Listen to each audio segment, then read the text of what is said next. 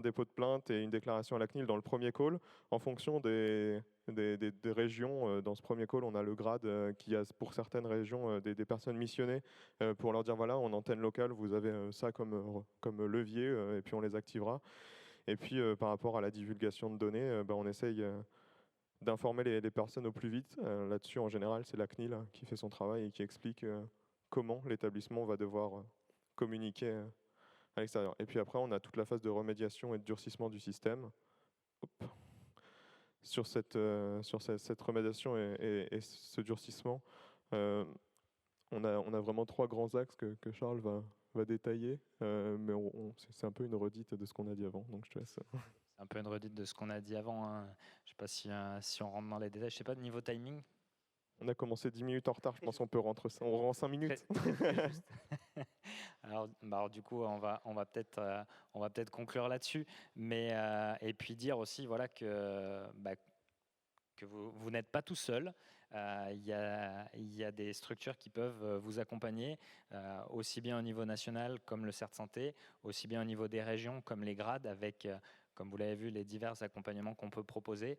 Si aujourd'hui, vous ne savez pas ce que propose votre grade, je vous invite vraiment à entrer en contact avec lui pour voir les différents accompagnements qu'il peut proposer. On va peut-être passer On va passer aux aux questions. questions. On va essayer Oui. d'en prendre le maximum dans un temps le plus restreint possible. Donc si vous avez des questions, n'hésitez pas. On est là pour y répondre, que ce soit technique pour le CERT ou sur l'accompagnement régional du grade Pays de la Loire. Est-ce qu'il y a une ou deux questions vu le timing? On les a assommés, c'était N'hésitez trop. pas, hein, c'est parce qu'on est juste en retard, mais il y a quand même le temps d'une question. Ah, Mehdi. Merci. Non, vous parliez au début d'associations qui étaient relativement matures, enfin qui étaient un peu prêts. Finalement, c'était quoi les caractéristiques de cette association? Vous la connaissiez au grade, vous l'aviez déjà accompagnée pour qu'elle soit aussi prête? Parce que, on le sait bien, dans le secteur médico-social, c'est quand même relativement rare encore. Alors, malheureusement, non, on ne l'avait pas encore accompagnée, mais elle avait la chance d'avoir un prestataire qui était assez mature et aussi d'avoir des sauvegardes qui n'ont pas été compromises, parce que le prestataire avait aussi bien fait son travail pour protéger ses sauvegardes, et ce qui a permis de répondre à l'incident assez rapidement. Mais on va l'accompagner sur d'autres diagnostics, notamment pour faire monter son niveau de maturité et de sécurité.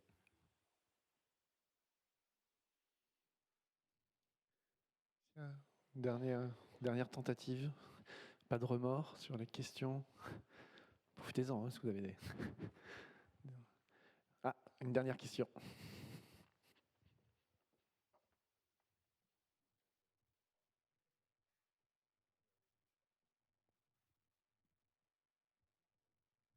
Bonjour, merci. J'avais une question concernant les prestataires. Si bien il y a les clauses contractuelles, etc., et des exigences que nous pouvons mettre dans les contrats et ainsi que dans les cahiers des charges, on a vraiment beaucoup de problèmes à que toutes ces exigences soient respectées dans les quotidiens. Comment est-ce que nous pouvons faire à part ceci qui a été déjà mentionné? Eh bien, dans le contrat, effectivement, vous pouvez leur dire vérifier l'intégrité des backups. Enfin, il y a plein de choses qui contractuellement peuvent être mises en place. Par exemple, mettre à jour les systèmes, dont les plus critiques ceux exposés sur Internet. Dans ce cas-là, le prestataire était tout à fait au niveau parce que tout était à jour et à peu près à l'état de l'art, pas dans les pratiques très profondes. Et effectivement, il y a des petites erreurs, mais dans tous les systèmes, il y en a, soyons honnêtes. Après, c'est avoir un cahier de recettes qu'on fait tourner régulièrement en interne. C'est rechallenger son prestat depuis l'interne, on n'a pas vraiment le choix, ou lui demander de tous les 6 mois produire un rapport où lui-même a fait sa propre recette, de dire bah voilà, vos actifs sont dans telle version, l'état de l'art c'est telle version, et comme ça il peut faire un fichier d'écart et se rendre compte lui-même d'où il en est, parce que certains prestataires sont ultra sérieux et d'autres ont vraiment une dérive par rapport au contrat. Et dans ce cas-là, nous, on ne peut pas faire grand-chose, mais c'est le conseil que je vous donnerais, c'est de faire un cahier de recettes et un cahier d'écart tenu à jour à 3-6 mois. Et C'est mon conseil. Et puis intégrer les notions de sécurité et les exigences de sécurité dans les contrats, ce Bien qui sûr. n'est pas toujours fait malheureusement. Si vous avez des contrats en cours, déjà revoir ces contrats, parce que des fois on ne se rend pas toujours compte, et on l'a vu notamment sur des cas d'incidents ou des accompagnements qu'on a pu faire nous au niveau des diagnostics, c'est que des fois en fait les structures n'ont pas bien compris ce qui était mis en œuvre dans ces contrats. Ils achètent un pare-feu, ils ont la possibilité donc de le mettre à jour, ça fait partie de leur contrat. Par contre, ce qu'ils ne savent pas, c'est que leur prestataire ne va pas réaliser cette mise à jour. Et quand on est sur des petites structures comme celle-ci, où on n'a pas d'équipe interne, personne ne réalise ces mises à jour. Et malheureusement, c'est souvent comme ça que les attaquants peuvent aussi rentrer, quoi. Là, tu spoil 80% de nos actions sur les petits, sur les ESMS. C'est souvent le firewall pas à jour ou les accès distants avec des identifiants beaucoup trop faibles. C'est une réalité qu'on voit très souvent. On a même le biais de chercher directement ça. Mais souvent on trouve, des fois on trouve pas, on est déçu. On se dit mince, je suis peut-être pas expert. Mais on trouve la porte d'entrée suivante. Voilà, merci beaucoup. Merci beaucoup.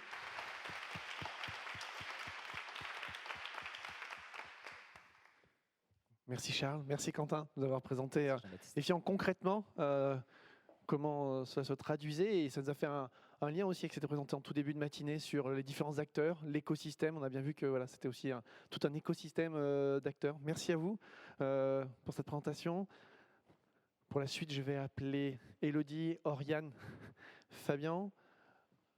On a vu ce matin les acteurs, l'écosystème, on a vu la réalité, l'impact sur notre système sanitaire, avec un des caractéristiques particulières du domaine sanitaire, sur le temps d'interruption, l'impact sur l'offre de soins, le temps pour revenir à un niveau d'offre de soins équivalent avant l'incident.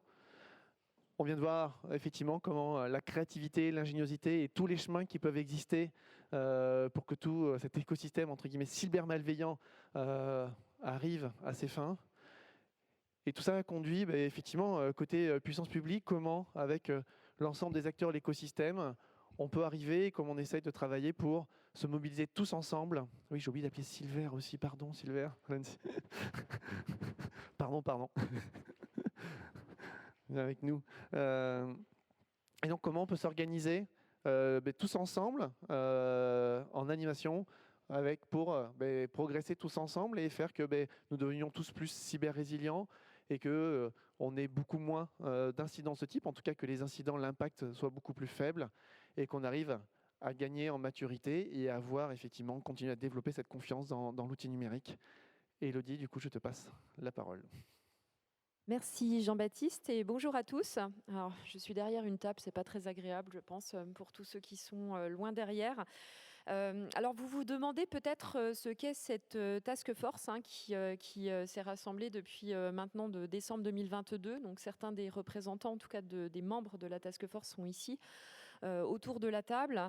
Donc on s'est rassemblés pour justement pouvoir proposer une réponse collective, une réponse déterminée et coordonnée pour faire face à la menace qui a été largement partagée ce matin par l'ensemble des parties prenantes. J'ai trouvé ça très beau de voir toute cette intelligence collective qui s'anime et qui se dresse contre cette cybermenace, et j'espère qu'on va pouvoir tous continuer à travailler, à collaborer pour pouvoir justement y faire face. Donc la task force cyber, c'est la délégation du numérique en santé. Jean-Baptiste était donc pilote de cette task force et s'appuie donc sur l'agence du numérique en santé pour la copiloter. On s'est associé bien évidemment à l'ANSSI qui porte on va dire l'ensemble du cadre réglementaire sur la sécurité des systèmes d'information et plus encore les fonctionnaires de sécurité des systèmes d'information qui sont malheureusement pris sur un autre événement, mais qui contribuent à l'ensemble de nos travaux, la Direction générale de l'offre de soins et les agences régionales de santé, les groupements régionaux d'appui au déploiement de l'e-santé, qui sont représentés par 3 membres pour chaque institution, dont Oriane et Fabien sont présents aujourd'hui pour montrer en fait toute cette dimension collective et pour pouvoir partager les travaux avec vous. Bien évidemment, on travaille de manière collaborative avec l'ensemble de l'écosystème l'écosystème. Notre objectif capitalise sur l'expérience du Ségur. On a pour objectif de produire, mais aussi de mettre en œuvre une feuille de route sur la cybersécurité qui va s'étendre de 2023 à 2027. Je crois qu'Annie l'a évoqué ce matin. Il s'agit de l'action 15 de l'axe 4 de la feuille de route du numérique en santé. Voilà, donc on va tous œuvrer, en tout cas pour concevoir cette feuille de route et la mettre en œuvre. On va capitaliser sur des actions historiques. Vous avez certainement déjà entendu parler, par exemple, des kits d'exercice de crise avec la grande campagne de déploiement qu'organisent les régions près des établissements sanitaires, mais aussi les parcours de sécurisation, enfin tout ce que vous avez pu voir précédant en fait, en tout cas cette task force, et sur la dynamique du Ségur qui a pour objectif finalement d'associer l'ensemble des acteurs à l'élaboration de cette feuille de route.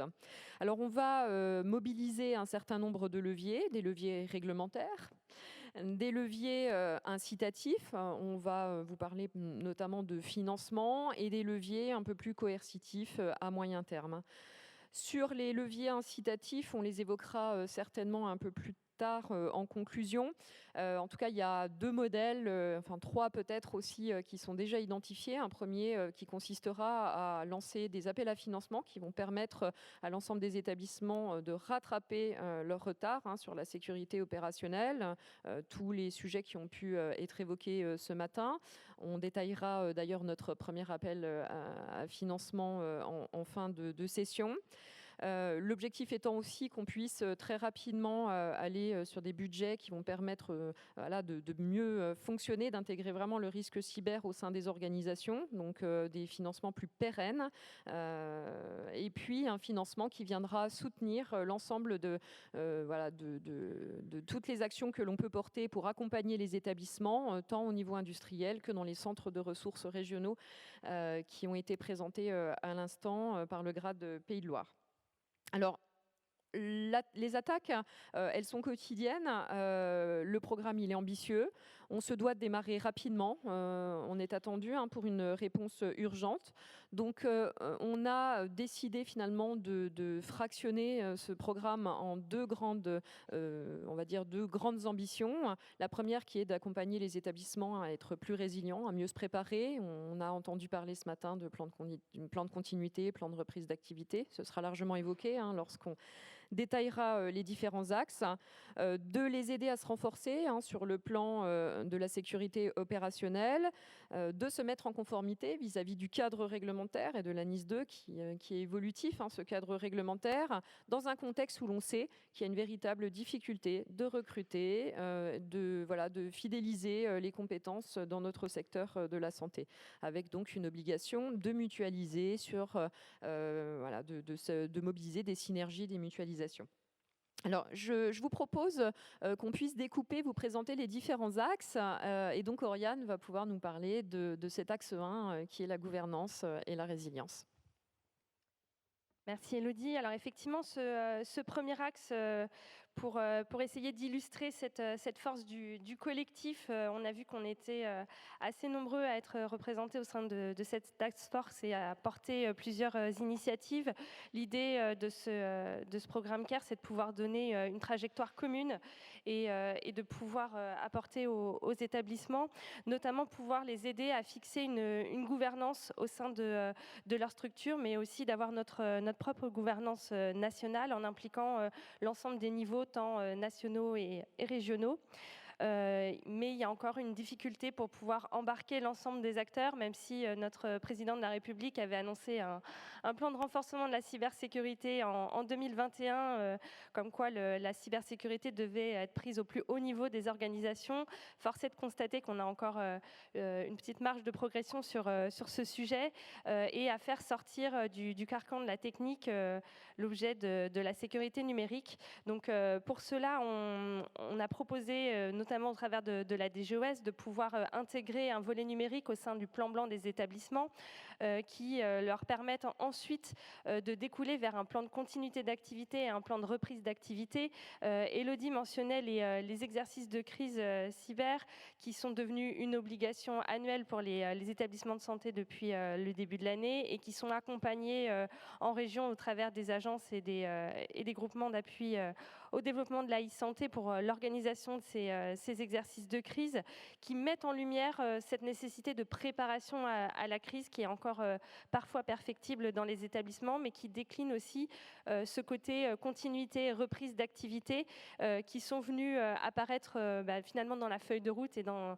son premier axe de CARE avec la mise en œuvre d'un premier kit pour accompagner la mise en œuvre de ces PCA et PRA qui viennent d'être publiés en début de semaine, il me semble. On vient d'entamer une phase pilote où il y a une quinzaine d'établissements qui ont été sélectionnés pour pouvoir éprouver ce kit jusqu'à la fin de l'année et en début d'année prochaine, le kit sera mis à jour et généralisé à l'ensemble des établissements, mais il est déjà consultable si vous êtes intéressé.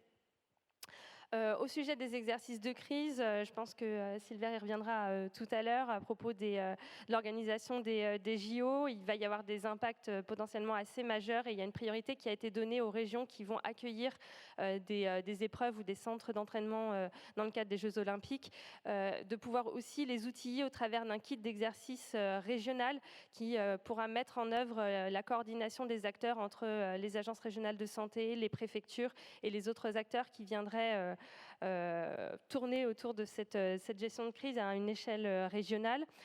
L'idée également, ça va être de pouvoir engager la dynamique auprès des structures médico-sociales qui sont parfois aussi le parent pauvre de tout cela. On l'a vu avec le témoignage précédent et le retour d'expérience concernant l'étape. Il y aura un volet dédié dans ce plan au volet médico-social. Et on va poursuivre l'engagement de l'ensemble des structures vers une démarche d'auto-évaluation de leur niveau de maturité, de pouvoir orienter leur feuille de route cyber et notamment de faire en sorte qu'ils intègrent cela dans la gestion globale des risques des établissements et notamment au travers de la certification des établissements où les critères concernant le numérique et la cybersécurité viennent à être renforcés dans la nouvelle version. Également un bon nombre d'experts visiteurs numériques qui sont en cours de recrutement et de formation qui vont pouvoir venir appuyer l'évaluation de ces différents critères. Voilà pour ce premier axe. Merci Oriane. Alors tout ça, il va falloir qu'on puisse le faire et dans un contexte qu'on a évoqué en introduction de problématiques de ressources. Fabien, est-ce que tu peux nous parler des travaux qu'on réalise du coup dans cet axe 2 ? Oui, alors de par nos discussions régulières avec les établissements de santé et les équipes techniques, SI, on a régulièrement le même discours qui revient, on le comprend, le sujet cyber ne fait que s'intensifier et les équipes sont en tension avec parfois des difficultés à gérer l'ensemble des sujets qui se présentent à eux. Alors évidemment, si on avait une baguette magique, on multiplierait par 3 les équipes dans tous les établissements de santé de France. Dans la vraie vie, c'est pas si simple, tout ça représente un coût. Et puis même si on avait des budgets illimités, on a aujourd'hui une vraie pénurie de profils au niveau national et donc des difficultés à recruter. Il faut donc évidemment explorer d'autres approches et notamment 3 approches pour nous. La première, c'est peut-être de consolider, de potentialiser, d'optimiser ce qui existe aujourd'hui, notamment à travers des projets de convergence au niveau des GHT notamment, mais on le fait, l'idée de le faire aussi dans le privé et évidemment aussi dans le médico-social. Mais c'est aussi, on en reparlera aussi tout à l'heure, des centres de ressources régionaux dans lesquels on va pouvoir peut-être demain mettre des compétences mutualisées à la maille régionale. Donc c'est cette première approche de consolider ce qu'on a. Mais il faut aussi sanctuariser. Je disais tout à l'heure que c'était difficile de recruter. Donc la priorité aujourd'hui, c'est de fixer l'existant, c'est-à-dire de faire en sorte que les équipes qu'on a déjà aujourd'hui soient reste en place. Et donc, la DGOS notamment travaille activement aujourd'hui à la revalorisation des grilles salariales. C'est très important pour encourager nos talents cyber, notamment à rester dans le milieu de la santé. Mais on travaille aussi également avec des centres de formation pour former de façon plus systématique les professionnels de l'informatique, mais et également les directeurs d'établissement. Il y a évidemment dans le volet de la sanctuarisation la volonté aussi de sanctuariser des moyens financiers. On a aussi encore le sentiment que dans certains établissements, la part du budget de l'établissement dédié au numérique est insuffisante et la part du budget numérique dédié à la cyber est encore effectivement proportionnellement pas suffisante. Et donc, on a une vraie volonté de faire en sorte que les moyens soient là. Et donc, on va encourager à travers des objectifs numériques, notamment dans le cadre des appels à financement du programme CARE, mais peut-être dans la GPRD également.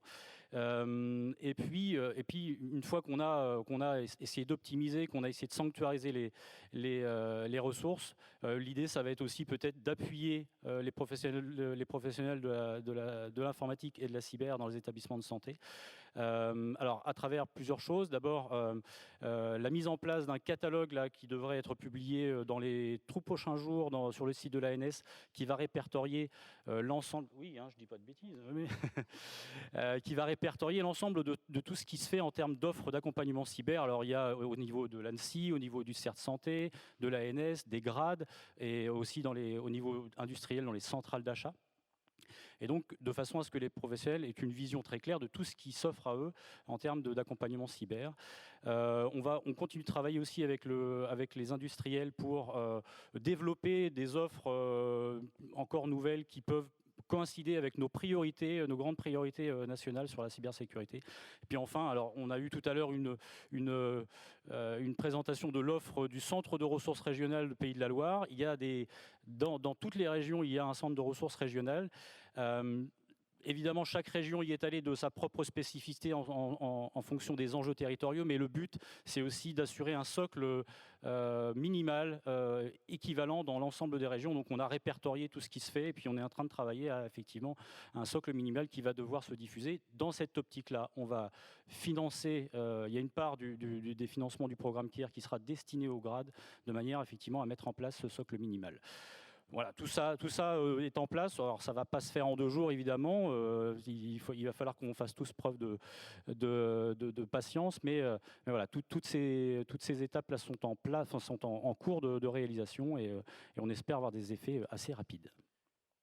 Je crois qu'on l'a entendu tout à l'heure, et je crois que c'est Annie aussi qui l'a dit, mais le sujet cyber, ce n'est pas qu'un sujet technique, c'est aussi un sujet opérationnel. Et au final, notre client, notre bénéficiaire, ça reste le patient.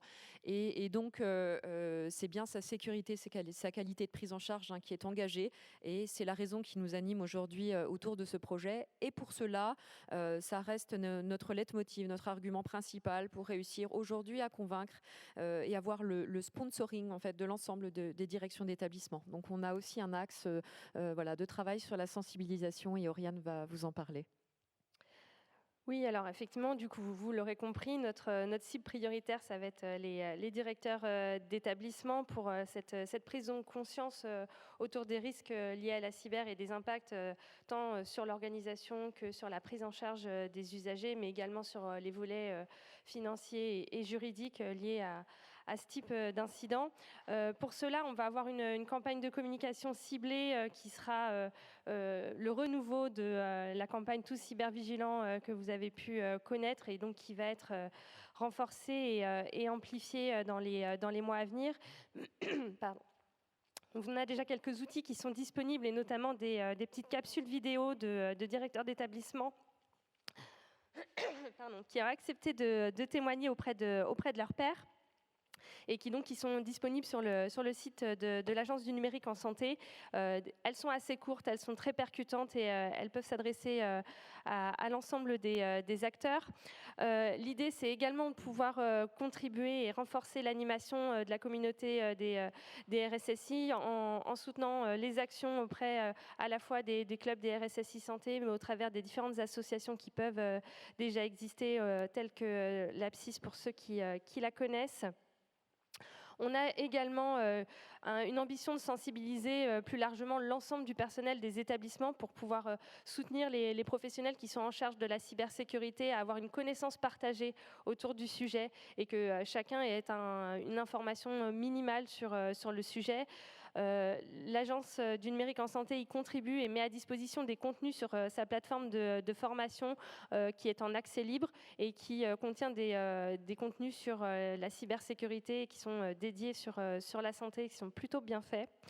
Et enfin, l'intérêt, ça va être de pouvoir intégrer cette hygiène numérique dans la formation à la fois initiale et continue des professionnels, tant les professionnels de santé que également les directeurs d'établissements de santé.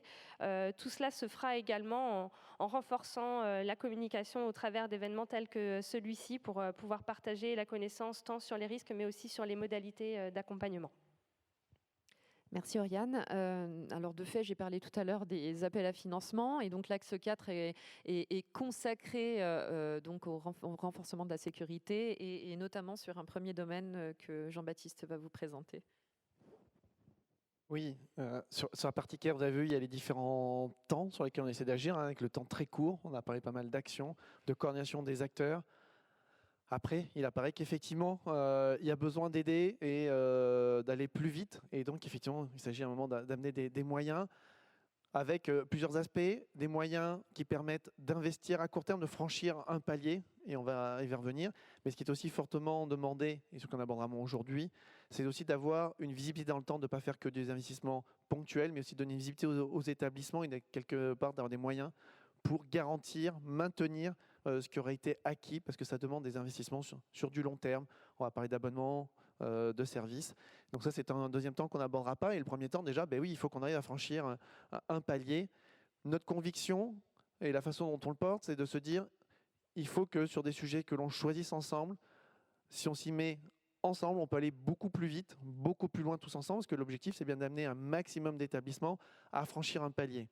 Toujours dans cette dynamique aussi, vous allez entendre parler des petits pas, c'est-à-dire que l'idée c'est de trouver des sujets sur lesquels on va se mettre d'accord, qu'on va essayer de bien délimiter et de dire qu'on ne va peut-être pas faire quelque chose de parfait, on ne va peut-être pas aller tout de suite à la cible 2027, mais il faut absolument qu'on franchisse dans les mois qui viennent un premier palier, parce que l'on voit, il y a aujourd'hui des chemins d'attaque, des expositions qui sont trop fortes et qui font qu'on est naturellement très vulnérable avec les conséquences qu'on a vues ce matin sur les établissements.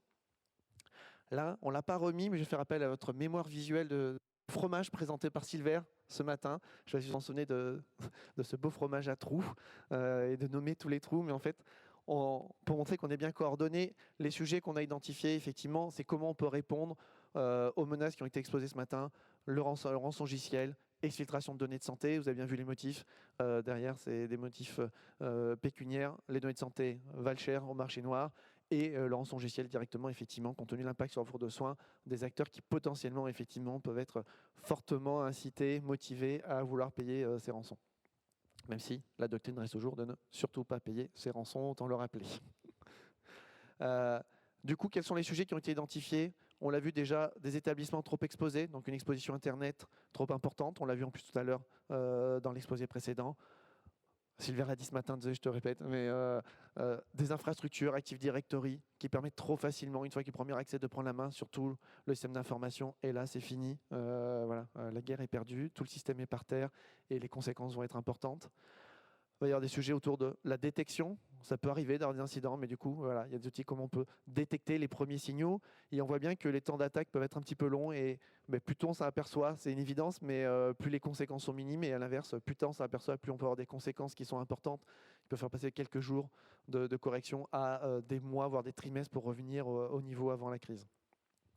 Donc on a parlé d'exposition Internet, de directory, on a parlé de détection. On va parler aussi de lien avec les fournisseurs. Une des caractéristiques de notre secteur, c'est d'avoir beaucoup de fournisseurs pour faire fonctionner un système d'information hospitalier, que ce soit sur le SI, on va dire traditionnel, ou la partie technique. Sur un CHU, on est sur des dizaines, on va même passer des fois à plusieurs centaines de fournisseurs qui potentiellement demandent des liens pour pouvoir télégérer, téléadministrer, télémaintenir, télémettre à jour. Et du coup, on l'a bien vu, ce sont des surfaces d'exposition supplémentaires. Donc, il y a un axe aussi qui est prévu là-dessus. Le dernier, qui était aussi un des trous du fromage, la sauvegarde, qui a été révoquée. Effectivement, on peut avoir des incidents et il y a un sujet d'avoir une sauvegarde robuste qui permet de repartir. Donc ça, c'est tout le panorama qui nous attend quand même sur les prochaines années. On va quand même se focaliser aujourd'hui. Premier appel à financement, exposition Internet, sécurisation des annuaires. Donc c'est là-dessus qu'on va travailler. L'idée, c'est de franchir un palier. On ne va pas demander tout de suite aux établissements d'être 5 étoiles, d'être parfait.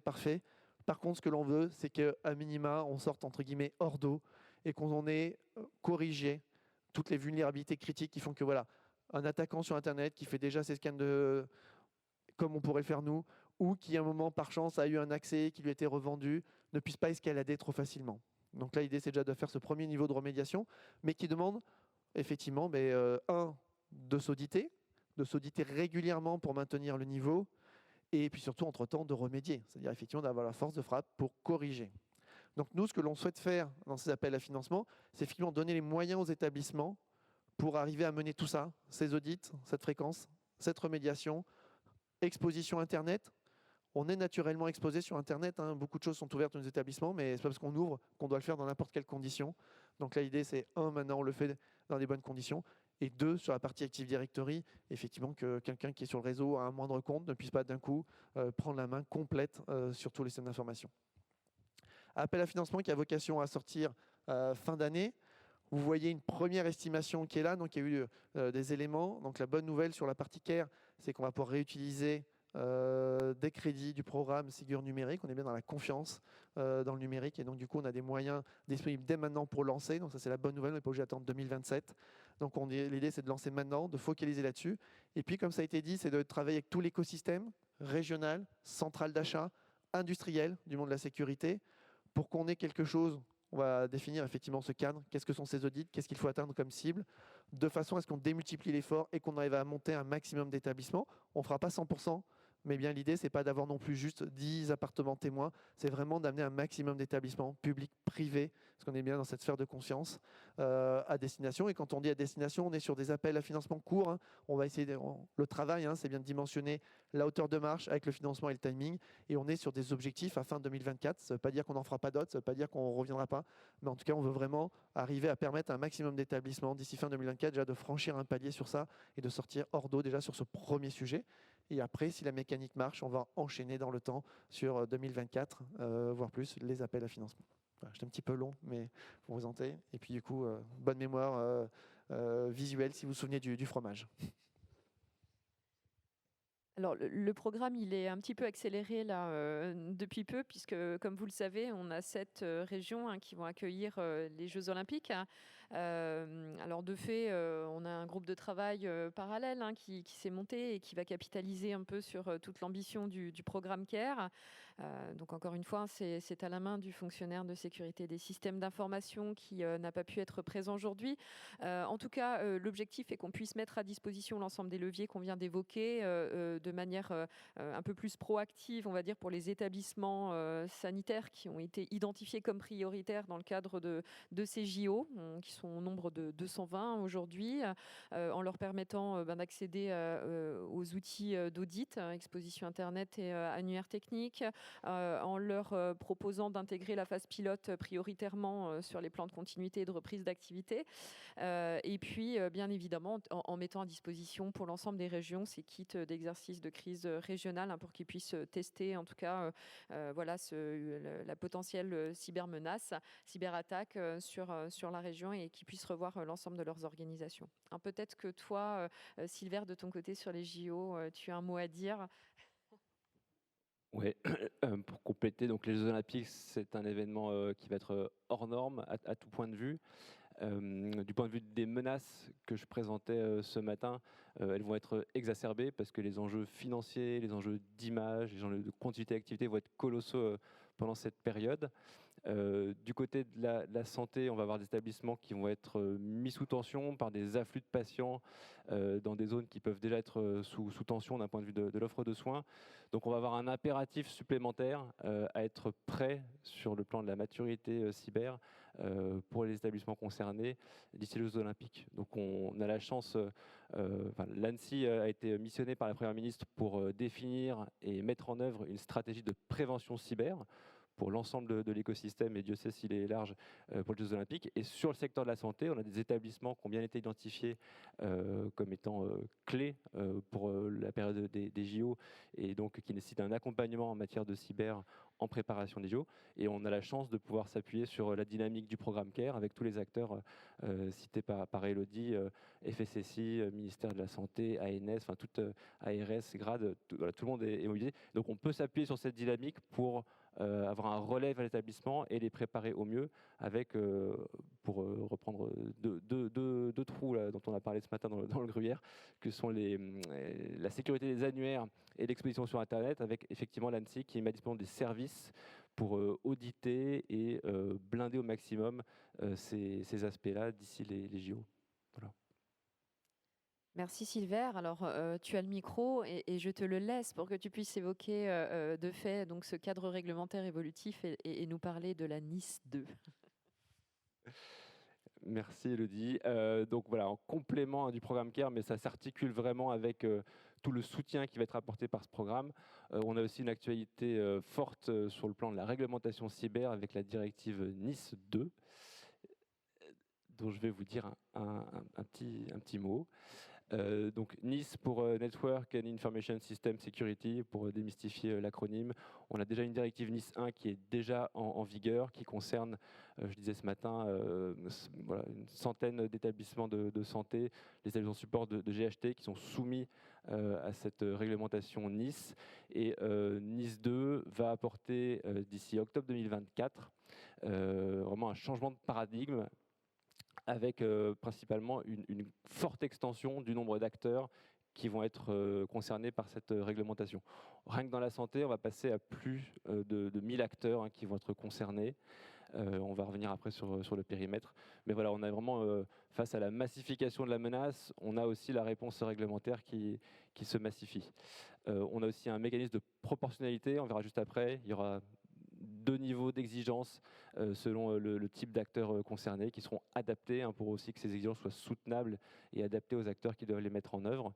Et puis voilà, il y a la carotte du programme CARE et des financements, mais il y aura aussi le bâton qui va aussi voilà, être renforcé avec un régime de sanctions qui, pour vulgariser, va se rapprocher de ce qu'on a connu, de ce qu'on connaît avec le RGPD, avec des principes d'amende, de sanctions envers les dirigeants qui pourront être pris pour les entreprises qui ne jouent pas le jeu.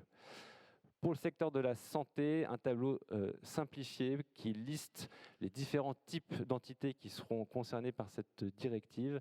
Les lignes ne sont pas à l'échelle. Évidemment, la première ligne sur les prestataires de soins de santé, ça concerne, au vu des seuils de taille minimale qui sont décrits dans le tableau, ça va concerner, voilà, l'ordre de grandeur, peut-être 1000 entités qui seront classées comme entités soit essentielles, soit importantes en fonction de leur taille. Il y a d'autres secteurs, ce matin on a beaucoup parlé des établissements de santé, des établissements médico-sociaux. Il y a d'autres pans aussi de notre écosystème santé qui seront concernés, en particulier donc l'industrie pharmaceutique, la recherche et la fabrication de dispositifs médicaux. Donc on a vraiment aussi une approche globale, pas uniquement les établissements et les prestataires qui rendent les soins, mais l'ensemble de l'écosystème qui va être concerné par cette directive. Sur les obligations, je ne rentre pas dans le détail, tout simplement parce que le détail n'est pas encore connu, c'est en cours de définition, mais le principe va être que les entités qui seront concernées vont devoir se notifier à l'ANSSI et communiquer un certain nombre d'informations dans des instances de contact. Il n'y aura pas de désignation unitaire des entités. Voilà, il y aura une démarche proactive de la part des entités concernées vers l'ANSSI pour se notifier. Il y aura un système de déclaration d'incidents qu'on va bien évidemment articuler avec ce qui existe au niveau du CERT Santé pour le secteur de la santé. Et puis il y a toute une panoplie de mesures qui devront être obligatoirement mises en œuvre pour couvrir le risque cyber. On va retrouver toutes les thématiques dont on a parlé ce matin, l'authentification, la gestion des prestataires, l'analyse de risque, la continuité d'activité avec les sauvegardes. Donc voilà, tout ça va devenir obligatoire d'un point de vue réglementaire. Pour donner quelques perspectives sur le calendrier, on a donc une démarche en cours de transposition, donc c'est une directive européenne. On est en train à l'ANSSI de piloter le projet de loi qui va transposer cette directive dans le droit français pour octobre 2024 au plus tard. Et en parallèle, on va aussi préparer la mise en œuvre opérationnelle, parce que qui dit changement d'échelle, j'en parle un peu ce matin, va dire aussi transformation de l'accompagnement, voilà, la façon de gérer les acteurs, avec quelques centaines d'acteurs concernés par ce type de texte aujourd'hui, versus plusieurs milliers demain. À très court terme, on est en train de mener une phase de consultation de l'écosystème. En priorité, on a consulté les ministères sociaux et le ministère de la Santé. Et là, on ouvre la consultation de façon plus large, en passant par les fédérations et les syndicats qui représentent les périmètres que je listais tout à l'heure. On consulte sur 3 thèmes. Le périmètre d'abord, pour être sûr qu'on s'entende bien sur les définitions qui ont été prévues par la directive et sur le périmètre des acteurs qui vont être concernés par ces nouvelles obligations. Le deuxième thème, ce sont les processus, c'est-à-dire les interactions entre l'ANSSI, les futures entités régulées et nos partenaires aussi comme l'ANS et le CERT Santé demain. Et le troisième et dernier thème, ce sont les mesures. Donc là, c'est vraiment le contenu des mesures de sécurité qui seront applicables. Voilà, qu'est-ce que je dois faire en tant qu'établissement, comment je dois m'y prendre. Voilà, ce sont les 3 pans de cette consultation. On est en train de la mener donc avec les fédérations, les syndicats qui sont listés à l'écran, d'abord là sur la partie périmètre, et d'ici la fin de l'année, on aura clôturé cette consultation sur l'ensemble des 3 thématiques. Donc voilà, en fonction de vos profils ici, si vous représentez des établissements, n'hésitez pas à vous rapprocher de vos fédérations aussi pour contribuer et exprimer votre point de vue sur le sujet. Voilà. N'hésitez pas aussi à aller voir le texte de la directive. En particulier, il y a 2 tableaux d'annexes qui sont très synthétiques et très digestes, qui voilà, listent les entités concernées et leur niveau de criticité. Et puis on a une page dédiée, peut-être même avant d'aller voir le texte, il y a une page qui synthétise et qui met à disposition une FAQ sur notre site, donc le lien est affiché. Et puis n'hésitez pas à nous contacter aussi côté ANSSI, moi-même et ma collègue Laure Duhem, au niveau du bureau santé affaires sociales, sachant que c'est un sujet qu'on travaille étroitement avec toute l'équipe du programme CARE. Voilà. Juste sur ça, peut-être un tout petit complément, je vais essayer de confirmer, mais, parce que du coup, il y a beaucoup d'industriels aussi qui sont présents aujourd'hui. On a vu que dans le tableau, il y avait des industriels, il y a beaucoup d'établissements, mais que par voie de conséquence, à partir du moment où il y aura beaucoup d'établissements de santé qui vont être concernés, on voit bien que dans les obligations que comporte Nice, ça vont se reporter aussi sur leurs fournisseurs, donc sur vous aussi, industriels. Donc c'est aussi très important de bien en prendre connaissance, parce qu'il y a quand même un chemin de cascade là-dessus, donc c'est aussi important. C'est pas que l'établissement tout seul face à Nice, ça va être tous ensemble, de façon à monter notre niveau de cyber-résilience.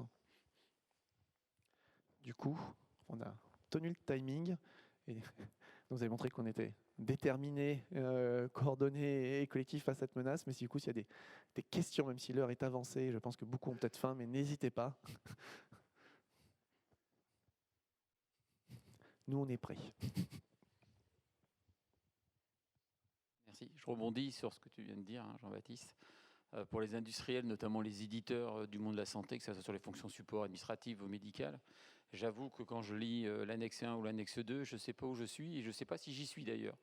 Donc, et sur l'effet de transitivité entre le fait que les établissements y sont, le secteur santé dans l'annexe 1, est-ce que nous, on sera impactés, éditeurs du monde de la santé ou pas? Et pour l'instant, c'est une vraie question pour nous parce que c'est octobre 2024, c'est demain, pour ne pas dire aujourd'hui, c'est urgent qu'on sache quoi, si on est dedans. Alors, sur les éditeurs, donc c'est tout l'objet de la consultation en cours sur le périmètre, c'est de vraiment bien préciser le périmètre des acteurs auxquels vont s'appliquer les dispositions issues de la directive. Tel que, là c'est un avis presque personnel, parce que je ne veux pas dévoiler l'issue de la consultation, mais moi je ne vois pas les éditeurs, en tout cas pas tous, listés dans le tableau. Il y a quelques catégories sur des fournisseurs de services numériques qui pourraient concerner certains types d'éditeurs et pas d'autres. On a donc dans notre consultation, on a associé des acteurs comme Numéum aussi pour représenter des éditeurs. Donc on compte beaucoup sur aussi leur avis, leurs entrants pour alimenter nos réflexions et ce travail de précision. Sur les dispositifs médicaux, qui embarquent aussi souvent du logiciel, il y a aussi une réglementation spécifique qui existe. Voilà. Mais voilà, moi je peux vous inviter à vous rapprocher de Numéum peut-être pour aussi faire part de vos questions et puis suivre l'issue de cette consultation et ce qui sera précisé sur le périmètre concernant les éditeurs. Tout ça vient en complément de ce qui peut y avoir au niveau du Ségur. Là, peut-être, Jean-Baptiste, je te passe le relais sur tout ce qui peut être mis aussi en avant vis-à-vis des éditeurs pour la cybersécurité. Oui, c'est un peu aussi ce qu'on avait dit, ce que je viens d'évoquer juste avant, ça fera partie des travaux à venir conjointement. C'est-à-dire que les établissements vont avoir des contraintes. On a parlé tout à l'heure de la gestion des accès de leurs différents fournisseurs. Ça fait partie de Nice. Donc forcément, ils vont revenir vers vous parce que du coup, il va falloir que tout le monde se conforme. Il y a la gestion des accès Internet, la façon de les faire d'une certaine façon, les passerelles, c'est partie de Nice. Ça aussi, ça va du coup nécessairement revenir sur des contraintes qui vont, par transitivité, aller sur les fournisseurs de ces établissements. Il y a de souvenirs aussi sur la supply chain. Donc en fait, on va avoir aussi des analyses de risque sur leurs fournisseurs. Donc nécessairement, ils auront besoin d'éléments venant de votre part fournisseur par rapport à cette analyse de risque. Ce qui revient à une des questions de tout à l'heure sur le cahier des charges, les exigences sécurité vis-à-vis des fournisseurs. Donc oui, Nice va cranter tout cela pour ces entités régulées. Et comme ces entités vont être quand même particulièrement nombreuses, en particulier en établissements de santé, dans les projections, ça peut être 2 tiers quand même des établissements. Vous avez vu les chiffres, donc ça va être quand même assez massif. Donc oui, si vous êtes travaillé pour les établissements sanitaires, il y aura toutes ces conséquences. Donc on va essayer de travailler après à bien les formaliser, déjà que les formaliser pour les établissements et du coup voir par cascade ce que ça implique. Il y a des choses en CARE que l'on commence à prendre en compte, typiquement les accès fournisseurs, mais qui pourront aller plus loin sur les analyses de risque. Il y a des choses qu'on essaye de mettre aussi dans le Ségur, qui prépare là-dedans. On parlait de l'audit aussi régulier, alors qui fait beaucoup parler aussi, mais qui vient dedans, cette partie assessment des solutions, analyse de risque pour vos clients. C'est quelque chose qui, dans octobre 2024, va devenir de toute façon, par voie de transitivité, certainement très fortement demandé, obligatoire, requis pour pouvoir répondre aux établissements. Donc les établissements vont se trouver avec effectivement des contraintes, des tensions qu'on retrouve déjà dans le domaine biomédical avec des cycles de vie qui ne sont pas les mêmes, mais qui ont dit encore plus. Voilà, segmentation des réseaux, c'est une nécessité obligatoire Nice. Alors ça devrait déjà l'être, mais en tout cas là maintenant c'est marqué. Donc ce sera tout un tas d'éléments comme ça sur lesquels il faut qu'on travaille, mais que du coup vous, industriels, même si vous n'êtes pas directement entité régulée Nice, vous allez avoir comme contrainte par rapport à vos clients qui eux sont régulés. Bonjour, j'ai une dernière petite question. Comme on le sait tous aujourd'hui, le peu d'établissements, notamment établissements publics et encore moins GHT, sont excédentaires au niveau financier. Donc on voit qu'il y a effectivement des actions de sensibilisation, de formation qui vont être mises en œuvre. 60 millions d'euros sur la première phase de financement pour environ 3000 établissements sanitaires, ça fait 20 000 euros par établissement. Est-ce que vous trouvez que c'est assez dimensionné ? Est-ce qu'il va y avoir d'autres phases de financement un peu plus conséquentes peut-être ? Alors ça, c'est des débats qu'on a eus effectivement dans les ateliers. Plusieurs éléments de réponse. On va être transparent, on l'a dit, et du coup, je vais peut-être me faire taper, mais je vais le redire. On ne peut pas amener 3000 systèmes d'information au niveau souhaité, au niveau de Nice. Il n'y aura pas la capacité en France d'ingénieurs, d'experts, de professionnels de la cyber pour amener 3000 systèmes d'information rien que dans le domaine sanitaire, parce qu'on va rentrer en compétition avec l'aérospatial, avec le bancaire, avec tout un tas d'industries aussi qui sont lancées aussi depuis un moment.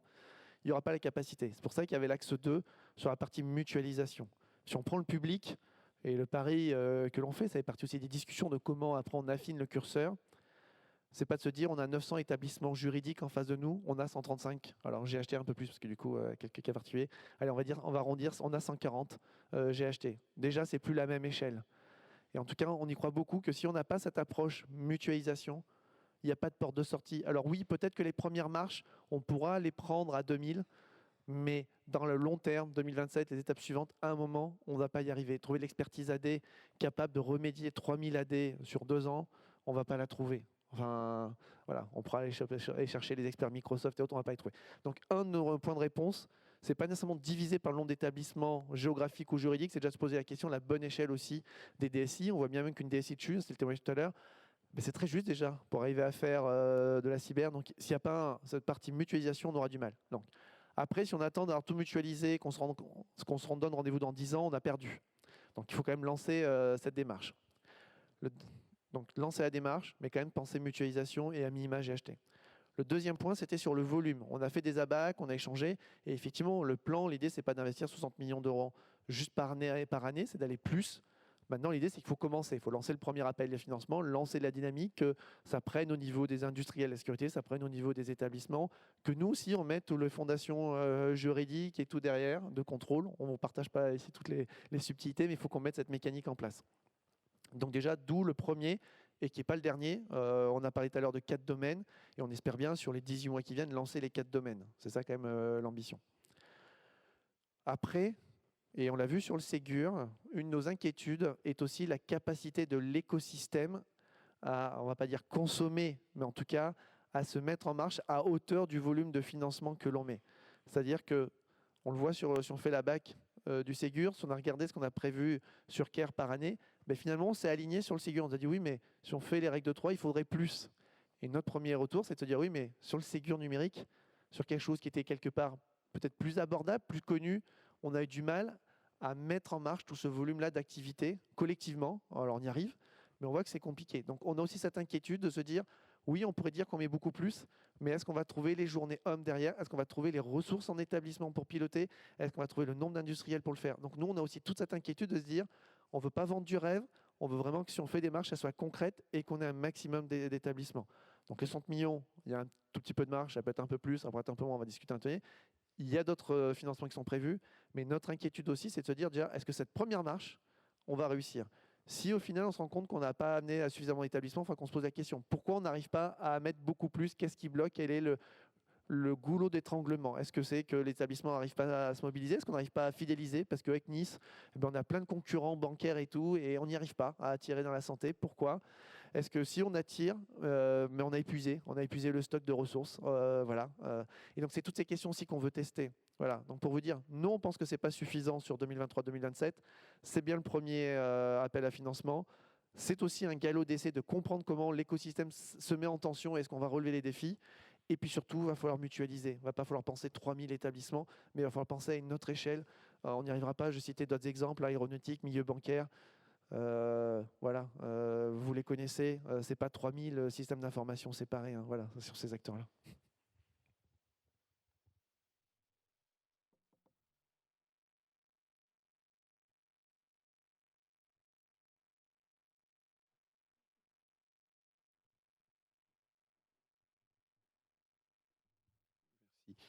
La directive NIS 2 aura-t-elle un impact sur la certification HDS?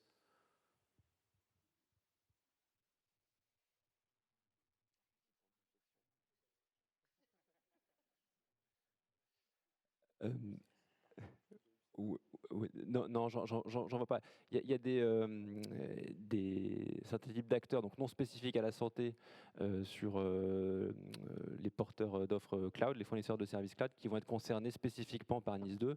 Il y a voilà, tout un ensemble d'articles qui les ciblent spécifiquement. En revanche, ça ne va pas, et là c'est plutôt un référentiel qui est porté par l'ANS avec le ministère, aujourd'hui ça n'est pas identifié comme étant, enfin NIS 2 n'est pas identifié comme un élément de contexte qui va remettre en cause le référentiel HDS qui va par ailleurs prochainement évoluer. Donc non, pas directement. En revanche, les acteurs qui portent ces infrastructures qui deviennent de plus en plus critiques, parce qu'on a de plus en plus de clients qui recourent à ce type de service, eux vont être soumis à ce régime renforcé réglementairement dans le cadre de NIS 2. J'en profitais pour sauter sur la question, mais non, ce que l'on regarde, et aussi avec l'ANSSI, ça va être plutôt les règlements européens et OCS, là clairement, qui va fixer le cap pour des évolutions à venir. Donc là, une évolution HDS qui est en cours, on a déjà parlé. Et après, il y a beaucoup c'était marqué à la feuille de route, il y aura une deuxième évolution HDS. On va avoir travaillé, il y a une longue liste de commandes de différents acteurs, côté CNIL, sur des fois... alors, c'est rentrer dans les termes techniques, mais passer du système de management à la sécurité d'information, ISO 27001, à passer quelque chose de plus prescriptif sur certaines mesures à implémenter, type Secnum Cloud, type peut-être EUCS. On a le sujet de se dire les acteurs éligibles aussi. On parlait de sécurité d'établissement en 2027. Est-ce qu'à un moment, il ne faudrait pas que les établissements s'étalonnent eux aussi quand ils hébergent et tout là-dessus? Donc, ce sera, je pense, des questions qui vont revenir sur SGS. La souveraineté, l'évolution en cours a mis des choses sur la souveraineté. Effectivement, la partie EUCS voilà, commence à converger, quels sont les sujets de souveraineté et comment, par rapport à ça, EUCS ou aussi l'espace européen de données de santé, de s'aligner sur tous les travaux aussi qui sont liés sur la souveraineté. Donc, on a quelques pistes de ce qui nous attend aussi sur des évolutions HDS. J'en profitais, du coup.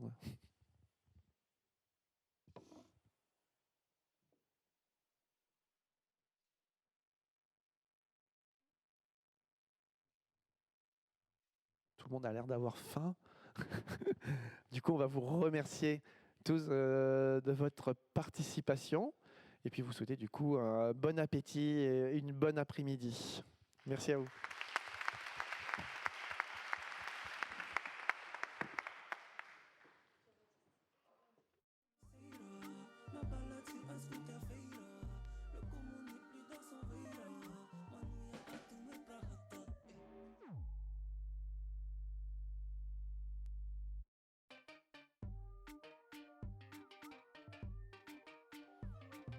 Merci.